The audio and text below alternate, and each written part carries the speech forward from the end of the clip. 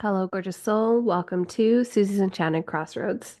I'm Susie, and this podcast helps you navigate your journey through the crossroads by taking a deeper look into witchcraft and spirituality. So settle in, grab your beverage of choice, and let's get this episode going. Ooh, is love in the air or what? Hello, gorgeous soul. How is your February faring? Hey, at least we're not in January, right? And however you may feel about February, we are going to be talking about Valentine's Day. And hold on. Don't click away just yet. Don't fast forward me. Hold on. I'm actually going deep down and I try to find the truth, but it's really murky, okay? It really is murky. But kind of figuring out what is the untold truth about Valentine's Day. Let me tell you, the shit was violent. And I'm like, okay, here we are, all lovey and dovey. Um, some people either hate it or love it. We can say it was, what do people say? It was started by the candy company and the card company because there really is no holiday in February. Like we have obviously New Year's and we got I was gonna say Lucky Charms, what the heck? St. Patrick's Day and spring break, and then we have the 4th of July if you're in the States. And Thanksgiving. And so what's in February? There's a little bit of a lull there. But we're gonna get down to the nitty gritty. Now I'm just gonna remind you that this week we are having Wine Down Wednesday, a night filled with fun and tarot readings and candle rituals. This is a time where you unlock your inner goddess. Hello. Whether you have someone to dote on, we're doting on you. That's right. And what makes it even better is that this night happens to fall under the full moon in Leo. It just happened that way.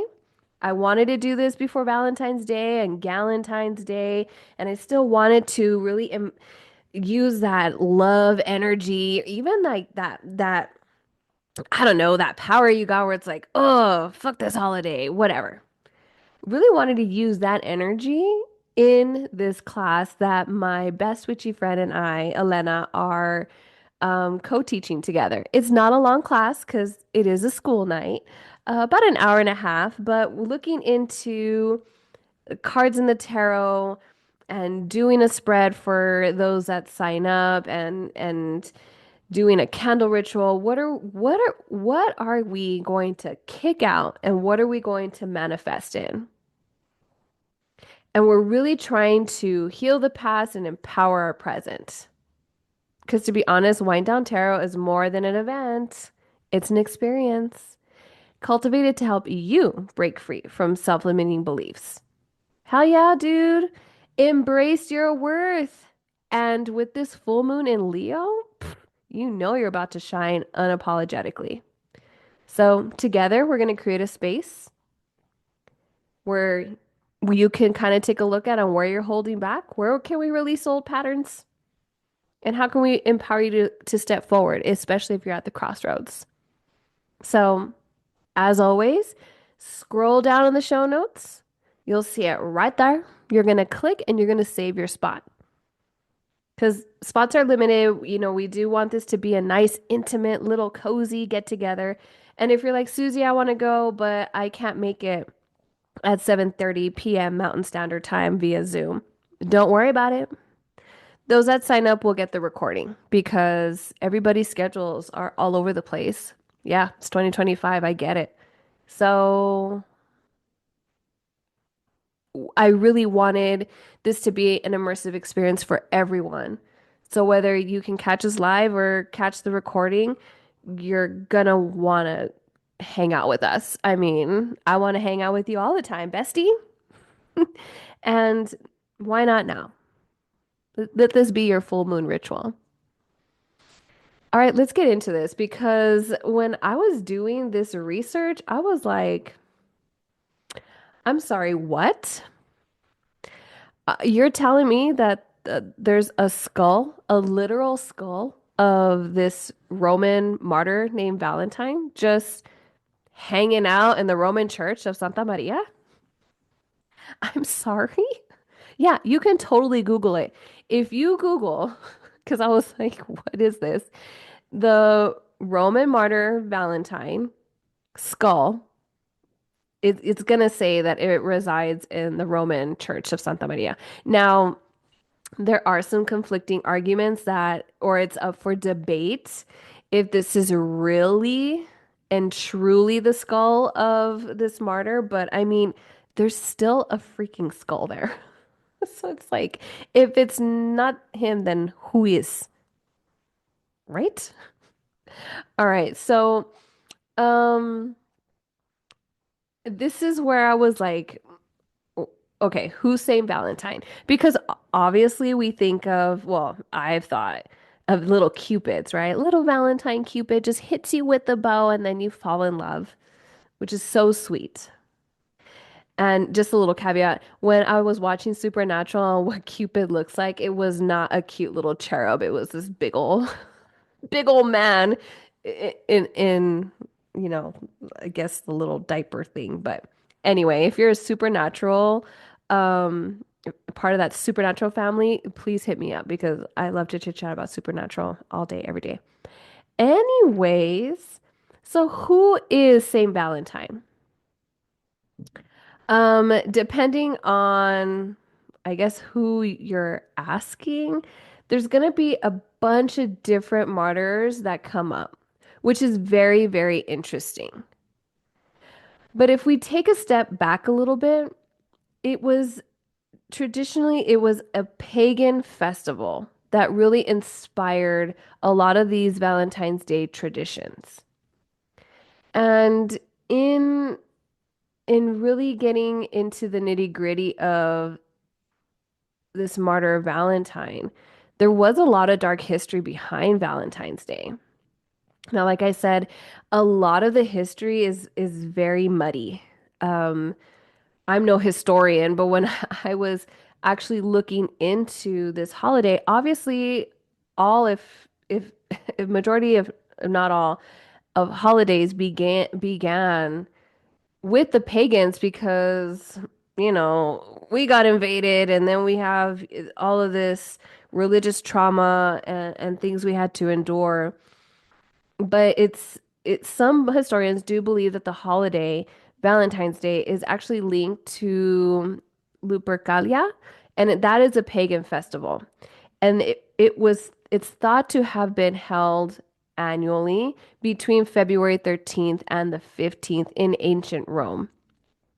And I thought, are they thinking about Imbolc? Because Imbolc is usually February 1st and 2nd. But maybe that was just the kickoff into this festival.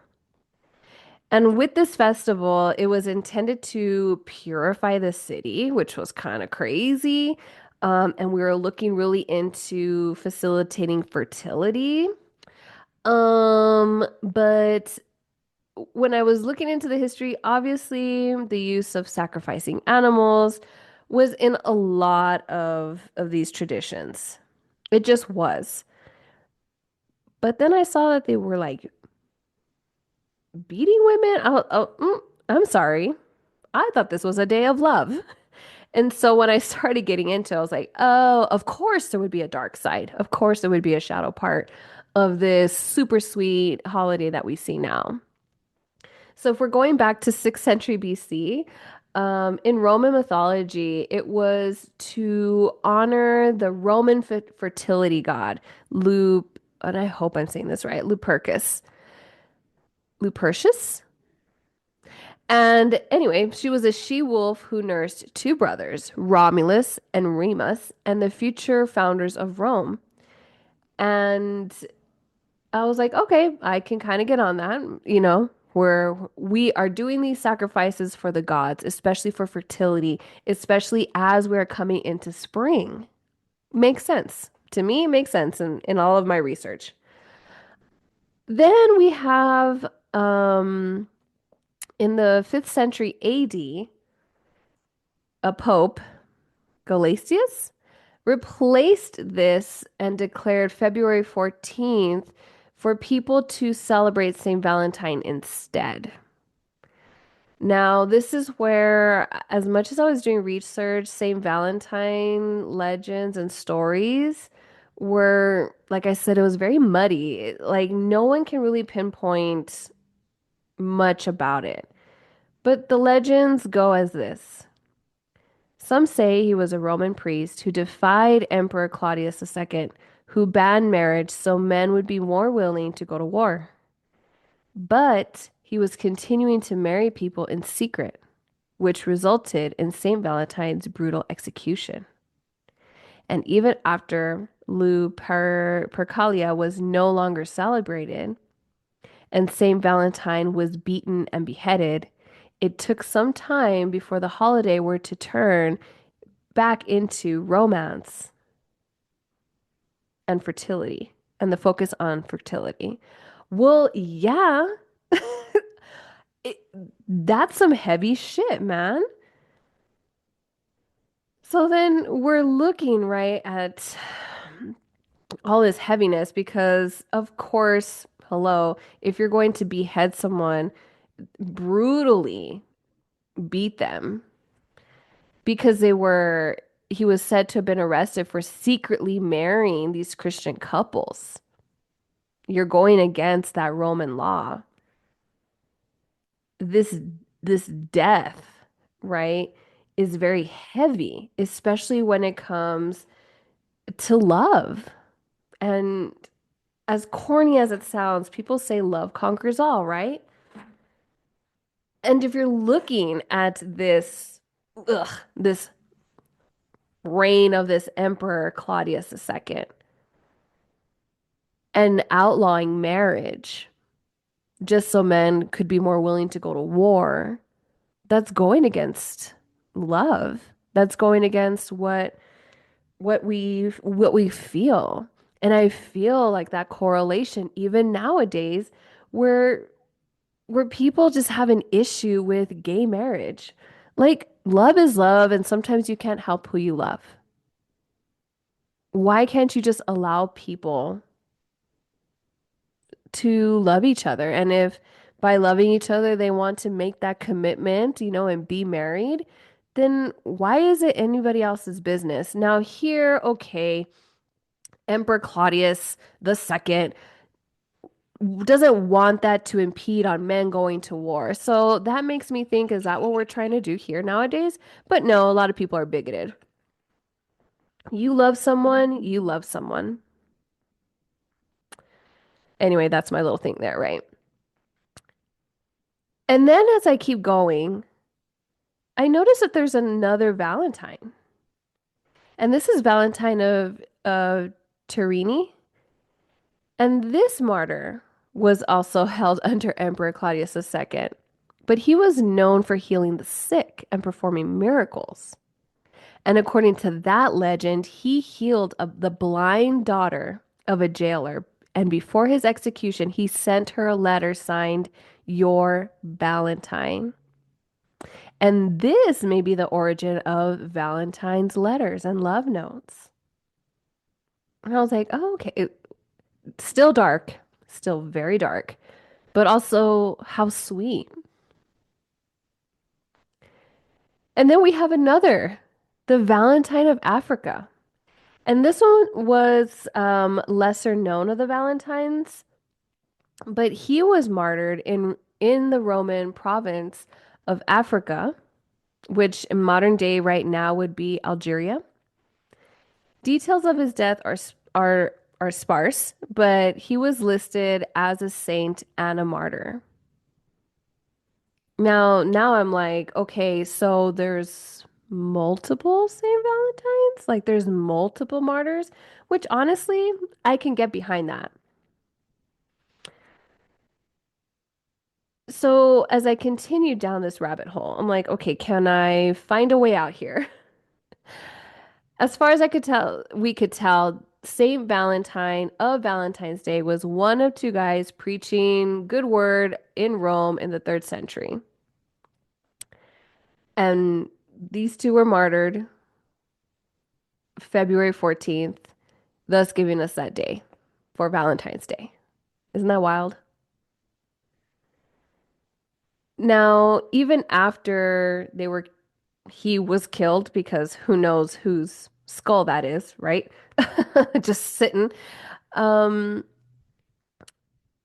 for a while, they were thinking of going back to these pagan festivals. And how can we take something that was so dark and so heavy and maybe start connecting it back with love? Because either one, even if you're looking at those two martyrs, whether he was marrying people in secret, having these Christian weddings or marriages, and defying, right, the government, or you were martyred and you were really healing the sick, and the first letter was your Valentine. How can we make that connection so that we and back to our pagan roots of, celebrating fertility, and as we are trying to create babies, there's there's emotion there, and hopefully there's love there. And trying to kind of put these pieces together, going from really dark to very light and loving, not easy. Not easy at all. So, how do we connect those two? How did St. Valentine's Day start being less dark and bringing more light? Well, according to history, or we can look to Geoffrey Chaucer, an English poet. Um, he was the first to record St. Valentine's Day as a day of romantic celebrations in his poem Parliament of Fowls. And this was a line in his poem. For this was sent on St. Valentine's Day, when every soul cometh there to choose his mate. Okay, awesome. So now we're going in from the dark histories, and bringing the love back into it. And even Shakespeare references Valentine's Day in his plays. And from there, we start building on this day. So that way we can really come into Valentine's Day as celebrating love. And yes, in the pagan holiday where, it's all about fertility and welcoming back the light, and we're coming into spring and basically planting the seeds, um, planting a seed as, you know, creating life, and then planting seeds as in harvest as well. And when you have poets and writers, because hello, no social media, right? Back in the day, this is how we are expressing ourselves to one another. And the sad thing is now is that it's very heavily commercialized, right? Now it's like ugh, Valentine's Day, and that's when that consumerism is just through the roof. Flowers were $10 not but 2 weeks ago. And now coming into it, they're $35. There's just a high markup. And it's easy to get lost in all this commercialism and buying gifts for your significant other, your partners, and then the kids and the kids' friends, and hello, our pets now, because a lot of people are opting not to have their having human children, but they rather have their fur babies or their pets as their children. That is their life. Because, hello, it's expensive. I mean, it's expensive having a pet, period. Anyway, it's like having a child. And we're spending and we're spending and we're spending because we feel this need to express our love. And what are we taught? To spend. But please know that you do not have to spend all kinds of money in order to show your love and affection to other people. Going back and just seeing love for its purest form, gratitude, acts of kindness, spending quality time, because in all reality, it is that quality time. That's always a nice surprise. The teddy bear, the stuffy, the big bouquets and the chocolates and the candies. But it is a lot of filler fluff, and I get it. We all want, to to get those diamond earrings or that the freaking bracelets with all the little charms on it, a tennis bracelet. But that's not all that's really needed. That's not what these martyrs were pushing for. Now, obviously, the other, you're healing the sick, which is awesome. But when someone's trying to come between you and love and you keep going, mm, that is the true sign of love, right? Don't worry about it.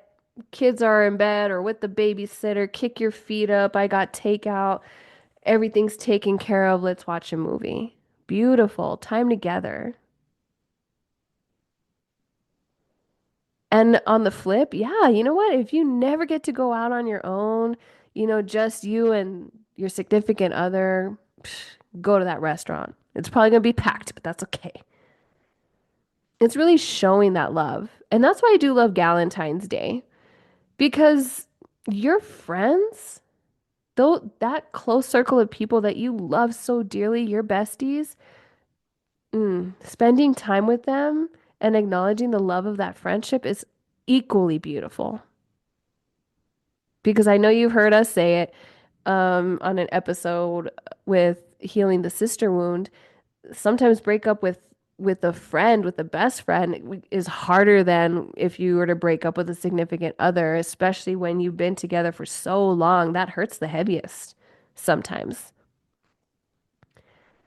So try not to get sucked into, oh, I have to buy this, that, and the other because, whew, according to the National Retail Federation, Valentine's Day spending reached 2.25.8 billion overall, which is an average of 185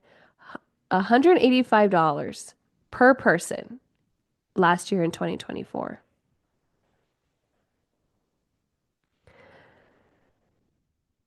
Use the color magic, use the candle magic. Really just use what you feel called to in this time. Lighting the candles, the love, the friendship, that's important. I love, I mean, I don't love how, how dark this really, the way this history hit. But if it is true, where you're really seeing love conquers all, how beautiful is that? So, a few witchy things you can do. One, come to Wind Down Wednesday. That is one of the witchiest things you can do for Valentine's Day, or on Valentine's Day, I should say. Hang out with us. And honestly, s- squaring out time for yourself is very important. We'll meditate together, or you can meditate on your own. Lighting some candles, holding maybe a rose quartz for love, and just drawing in the light and the warmth. Trying our best to let go of negativity and, you know, all of that commercialism that can kind of get you down. Really think of self-love. I know we all think, oh, self-love, I'm gonna draw myself a bath. Yeah, that's great too.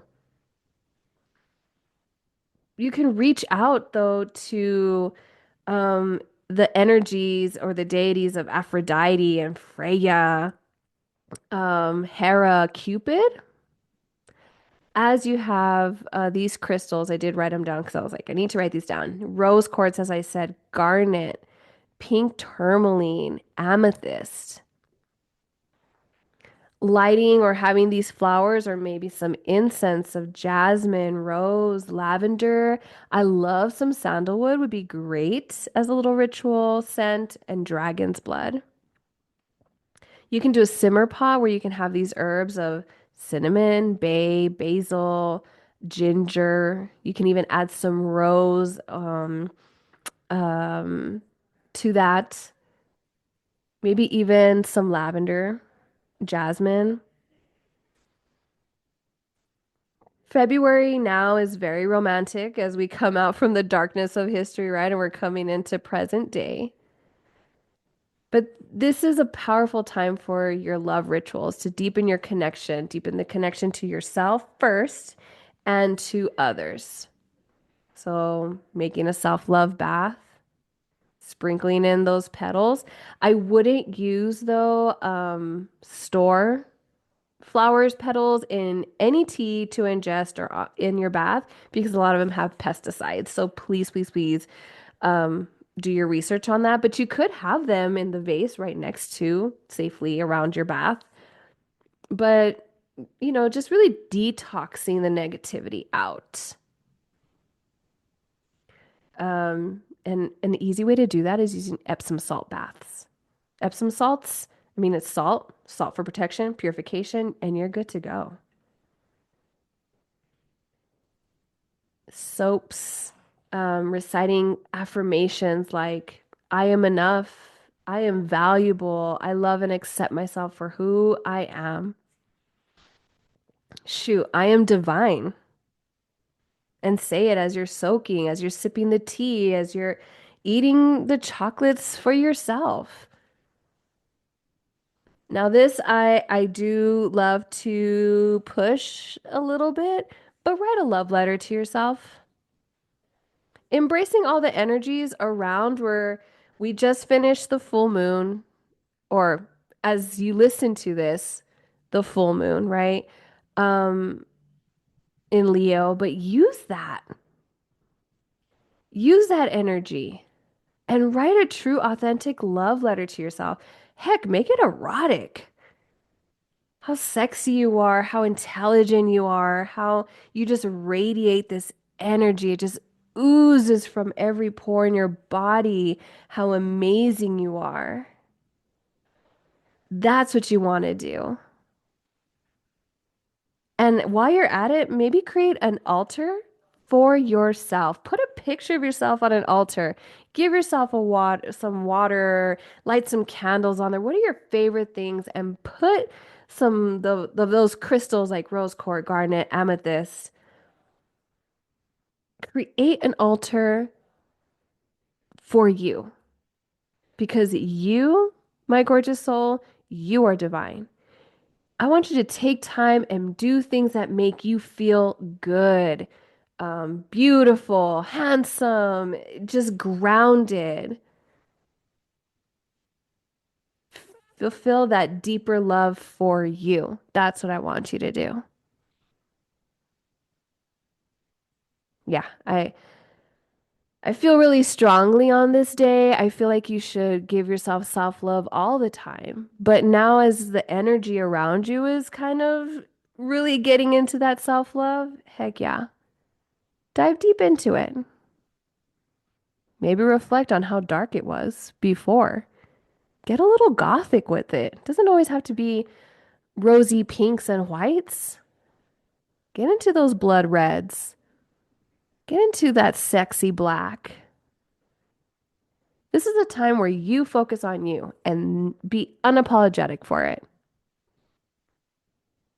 Anyways, I really enjoyed this episode. I love going from the dark depths of any holiday and then just seeing how we are in modern times. So again, scroll down to the show notes. Let me know what you think. If you have ideas for an episode or you have questions, how do you celebrate Valentine's Day? Have you heard different stories. And I know there are, and I was going to go over all this, but I would really wanted you to get into the rituals for yourself. But obviously, different cultures and different places around the world celebrate differently. So I would love to hear how you celebrate. And I hope to see you at Wind Down Wednesday. You deserve this time for you. Let's etch out that time. Let's really get into the depths of self-love and liberating yourself.